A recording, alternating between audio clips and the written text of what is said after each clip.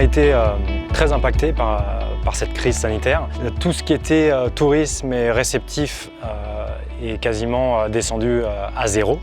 J'ai vécu cette crise sanitaire difficilement, peu de travail, il fallait l'assumer, la pérennité de l'entreprise aussi. C'est vrai que toute l'activité tourisme s'est arrêtée du jour au lendemain, les clients ne sont plus du tout partis. On a géré pendant des semaines des annulations et des annulations. On n'est pas complètement sorti, mais on commence à sortir la tête de l'eau pourvu que ça dure.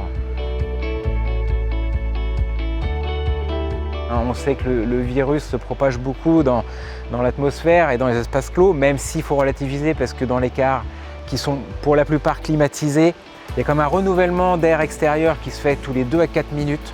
On a mis en place une charte, un protocole auprès des conducteurs. Il y avait des règles communes pour toutes les entreprises d'autocars. Et donc on s'est équipé comme demandé avec le plexiglas, le gel hydroalcoolique, le port du masque évidemment, et puis bien sûr les produits désinfectants. On a eu une formation à ce niveau et les produits à utiliser, quand les utiliser, comment. Les consignes ont été données à chaque conducteur et on les respecte à la lettre.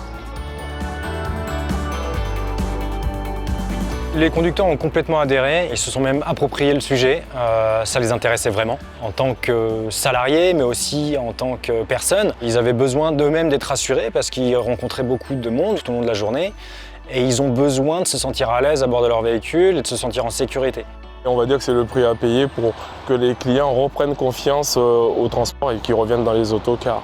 Donc ça ne nous pose pas de problème particulier. Merci d'avoir été en première ligne parce qu'il faut reconnaître qu'il y a des métiers, évidemment les métiers de la santé, etc., ils étaient vraiment en première ligne. Mais un conducteur de car, il n'a jamais arrêté.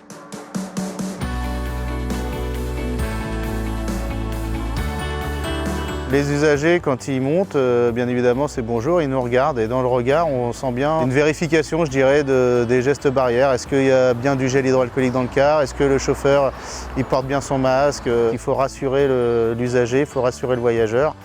Donc voilà, il faut continuer dans ce sens. Aujourd'hui, on a l'impression de sortir la tête de l'eau. C'était très compliqué ces derniers mois, cette dernière année, où pas mal de chômage partiel et donc un rythme de vie a beaucoup changé. Aujourd'hui, encore une fois, nous sommes rassurés par rapport aux services qui reprennent et espérons que tous les autocaristes soient dans notre cas.